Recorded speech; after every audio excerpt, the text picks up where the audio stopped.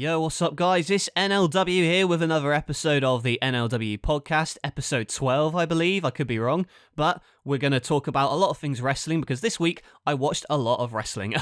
Pretty much every show this week, but I'll do a video on that later this week, but I'll kind of talk about it in this video. I'm also going to tell you some NLW updates as well as talk about the brand new UK pay-per-view that is coming to the United Kingdom, to Wales, which I'm really excited for because I'm hoping to go to it, but we'll see if I can get tickets. But that's all going to be happening in this video. So what are we going to start off with on this podcast? Well, it's what I'm working on. So what I'm working on recently, not a lot to be honest.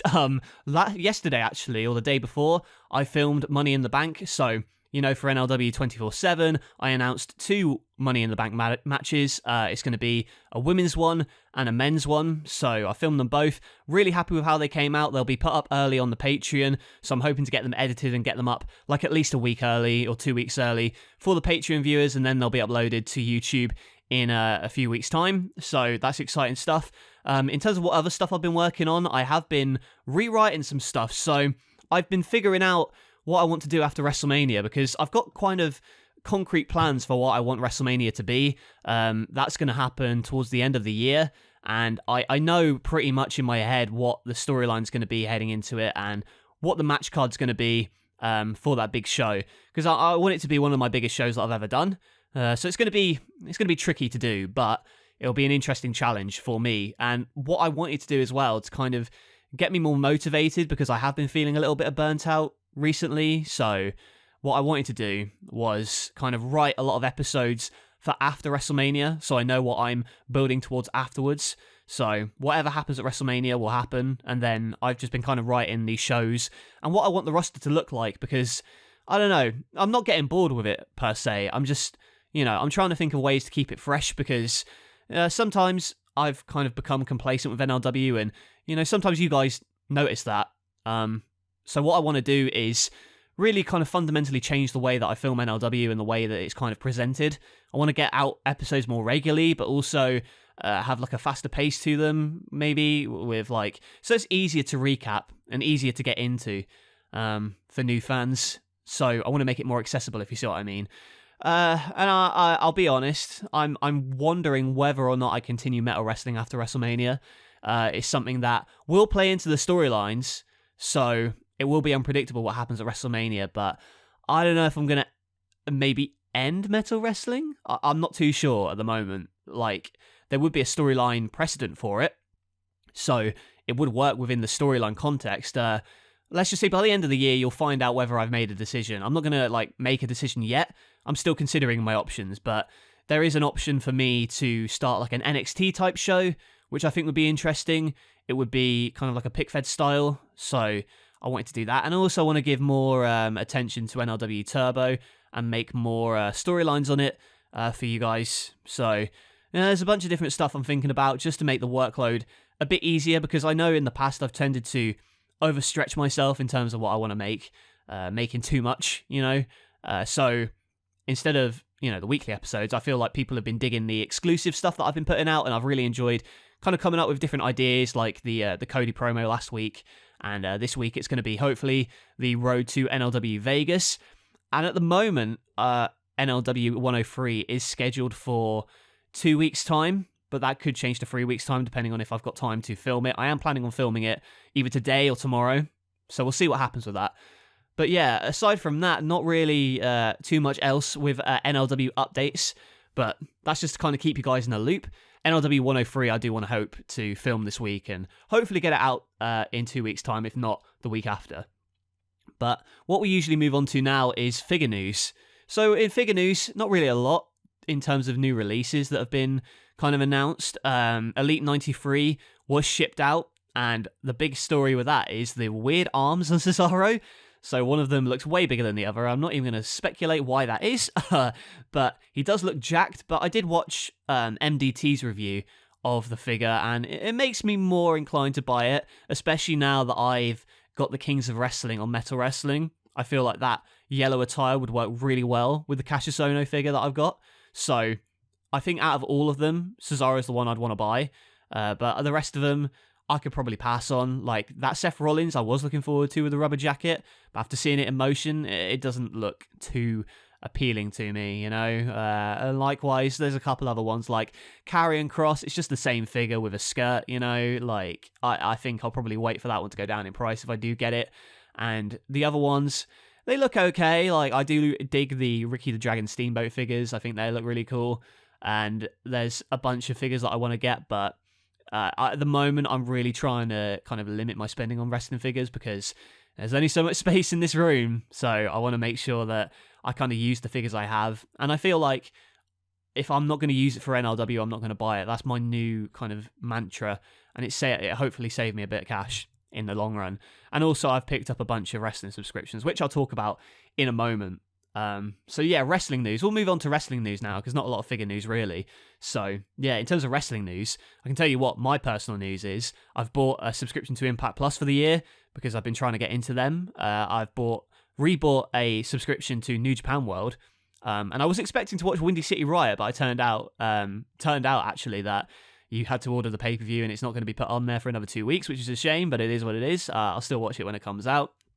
I also bought a subscription to BT Sport so I can watch WWE live again because, you know, 60 FPS are really good quality on there.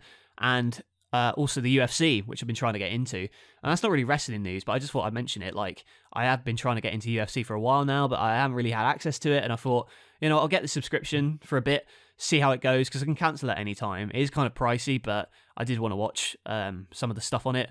So, you know, you got the old UFC shows, and I watched one from last year. I think it was UFC 261. So I watched that yesterday, and 2 of the matches had the guy break his leg, basically. The second one, I can't remember who Uriah Hall was facing, but he threw a kick, and I swear down, like, his leg bent around the other guy's leg. It was disgusting. It was probably the most... Think about Sid breaking his leg in WCW, and times that by, like, 10. It was disgusting. Horrible, horrible stuff. And yeah, like, really gruesome injury, man. But on the rest of the card, I really enjoyed. Even though the matches were kind of short, I thought that the fights were entertaining, and I did kind of I like the kind of showmanship of it and the presentation as well. Really, really cool.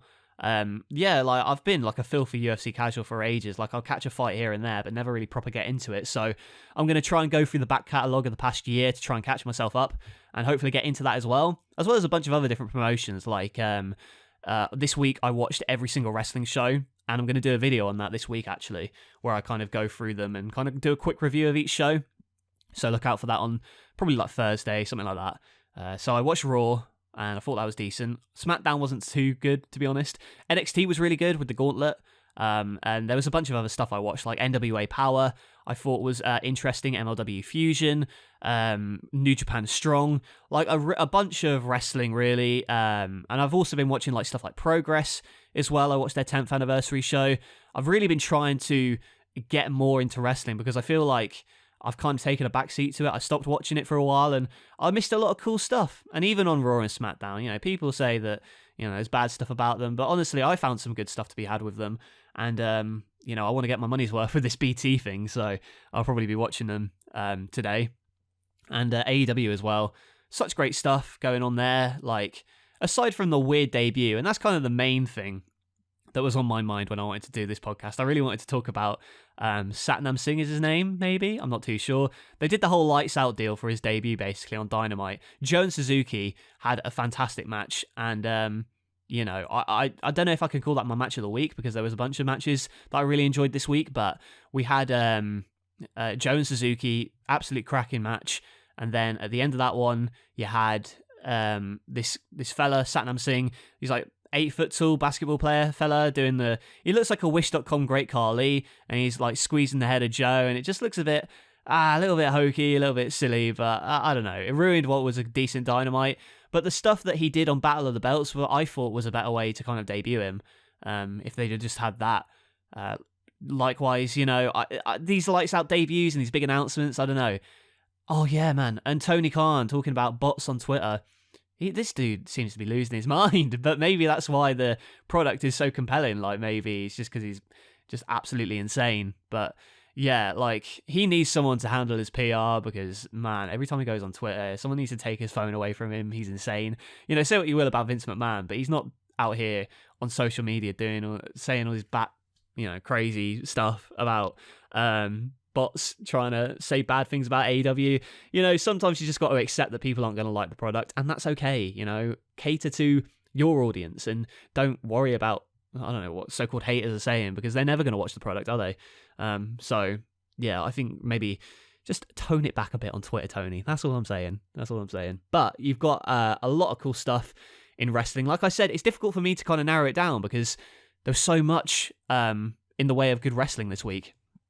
So I will talk about that later this week, but I'll quickly move on to my my match and wrestler of the week. I'm sorry it's a short podcast. I've kind of I've got a lot to do this week and today, so it's going to be a bit shorter than usual. But you know, bear with me. I'll try and I'll make it a bit longer next week when I think about more stuff. Because again, like I've watched so much wrestling this week that it's kind of all kind of jumbled into one big massive wrestling. So you know, I would call Mox and Ospreay my match of the week, but I haven't seen it because I thought I could sign up to New Japan World and get it, but I can't, and I've got to wait to watch it. So on any other week, it would be my match of the week probably, but I can't wait to see it.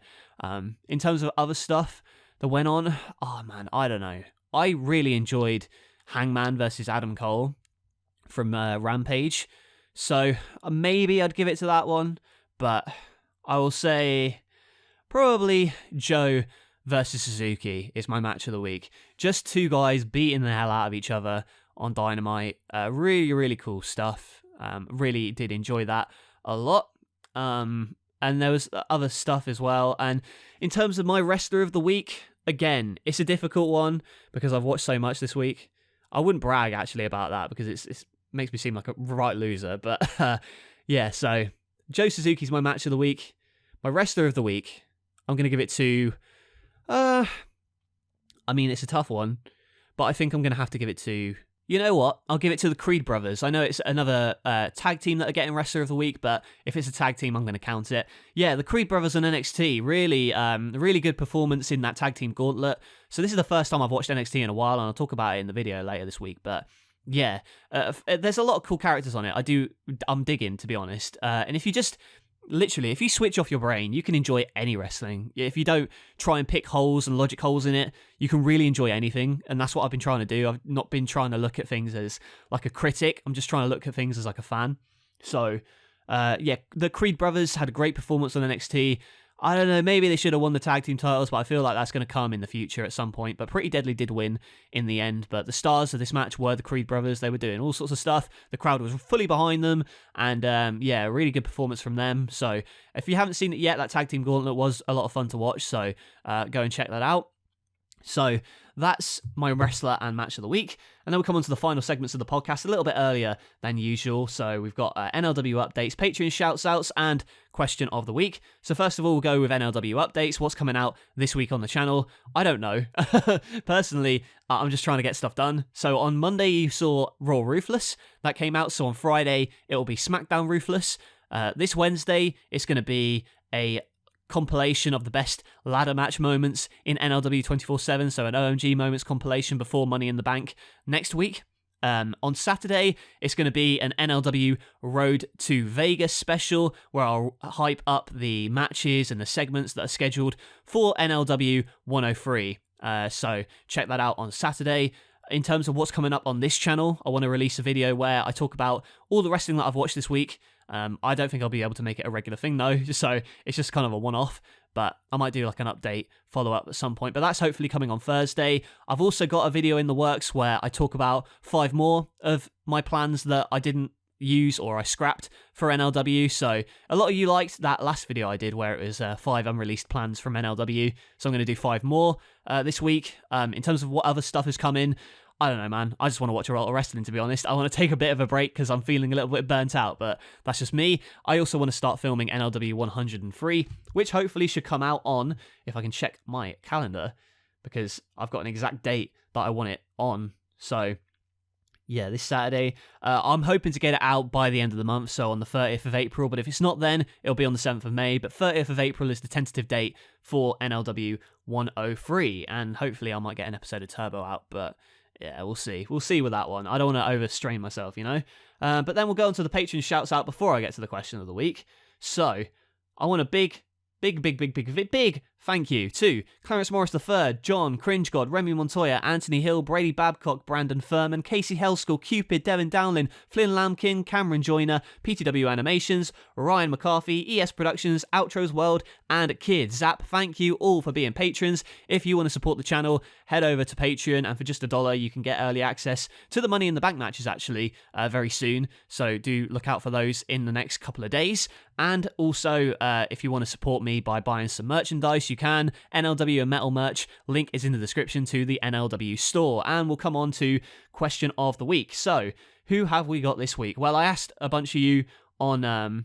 Oh, you know what? I do want to talk about Kushida potentially leaving WWE. Very excited because I hope that he goes back to New Japan. I feel like he is needed in the junior division at the moment, but maybe he wants to kind of settle down in America and do some independent dates there, which I would also be up for because I'd love to see Kushida anywhere. I would like to see him more in NXT, obviously, but I just want to see him wrestling, honestly, because he's fantastic, and I feel like they've really misused him in WWE. So hopefully he can prosper and earn a lot of cash, because I think Kushida's great. So yeah, that's just a quick thing about him. But yeah, question of the week. Let's see. This question is... JJ Zargon says, will you be getting Elite 93? If yes, which will you be getting from the set? So I actually pre-ordered Elite 93 and then I cancelled it because I was like, why am I doing this? There are some figures that I wanted to get. I definitely wanted to get that Seth Rollins, but I'm not going to do that anymore unless it goes down in price. The only real one that I would like from the set is Cesaro, and that's to match the Cassius Ohno figure I've got for NLW. But even after seeing the reviews, I might hold off on that a little bit. T-Bar is another one that I thought about getting, but maybe not. And also Raquel Gonzalez, or Rodriguez now. So I thought about getting her, but if I'm not going to use her immediately in NLW, I'll probably wait on getting that figure. So as for Elite 93, I think that I'm going to hold off on buying any of them until they come down in price a little bit. I'll try and pick up the Cesaro if I see it for a decent price, but other than that, I'm not too bothered. But thank you for the question, and thank you for everyone who sent a question yesterday on Instagram. I will answer them in the next couple of weeks on this podcast, but that is a big thank you from me for sending those in, and a big thank you to you for listening to this podcast. I know it's a little bit of a shorter one this week, but as I said, I've been burnt out, I've been a bit busy, but I wanted to get something out there. Just, quickly talk about some of the stuff that's happened for NLW and in wrestling in general. So, thank you all for listening, and I will catch you guys later.